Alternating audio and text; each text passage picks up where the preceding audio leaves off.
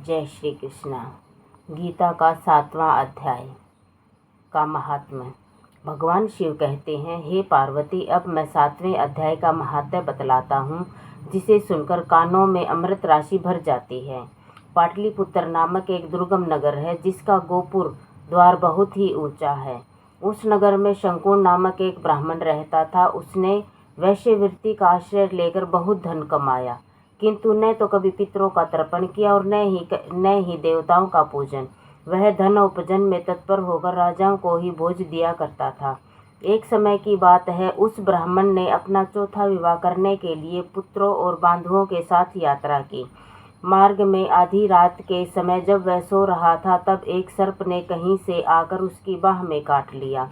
उसके काटते ही ऐसी अवस्था हो गई कि मणि, मंत्र, औषधि आदि से भी उसके शरीर की रक्षा असाध्य जान पड़ी।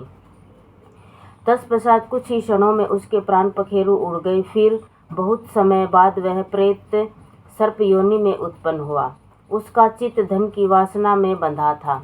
उसने पूर्व वृत्तांत का स्मरण करके सोचा, मैंने जो घर के बाहर करोड़ों की संख्या में अपना धन गाड़ रखा है, उससे उन पुत्रों को वंचित करके स्वयं ही उसकी रक्षा करूंगा। एक दिन सांप की योनि से पीड़ित होकर पिता ने स्वप्न में अपने पुत्रों के समक्ष आकर अपना मनोभाव बताया। तब उसके पुत्रों ने सवेरे उठकर बड़े विस्मय के साथ एक दूसरे से स्वप्न की बातें कहीं।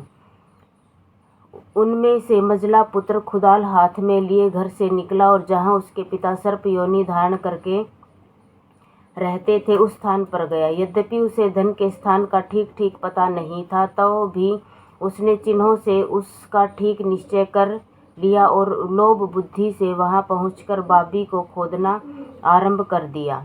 तब उस बाबी से बड़ा भयानक सांप प्रकट हुआ और बोला,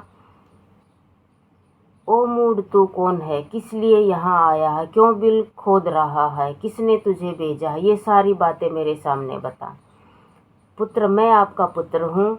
मेरा नाम शिव है। मैं रात्रि में देखे हुए स्वप्न से विस्मय होकर यहाँ का स्वर्ण लेने के कौतूहल से आया हूँ।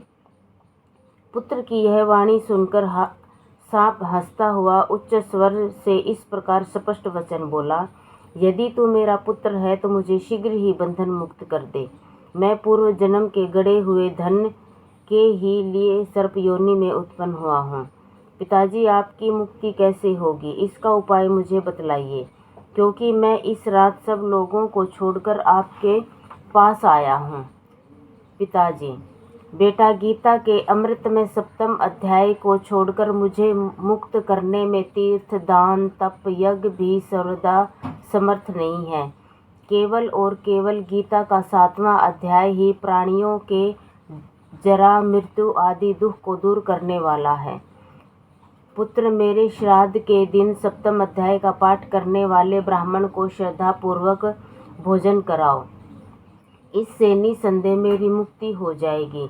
वत्स, अपनी शक्ति के अनुसार पूर्ण श्रद्धा के साथ वेद विद्याओं में प्रवीण अन्य ब्राह्मणों को भी भोजन कराना।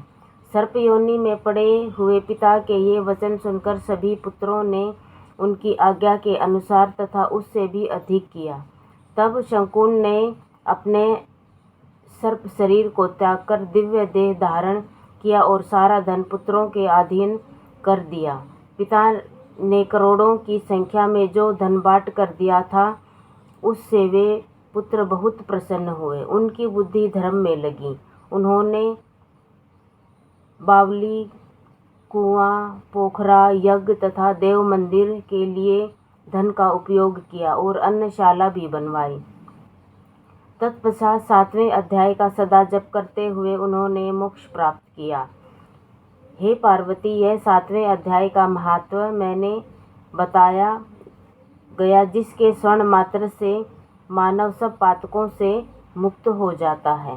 गीता का 7वां अध्याय हर अमावस्या को पढ़ना और सुनना चाहिए। जय श्री कृष्ण। हरि ओम। राधे राधे।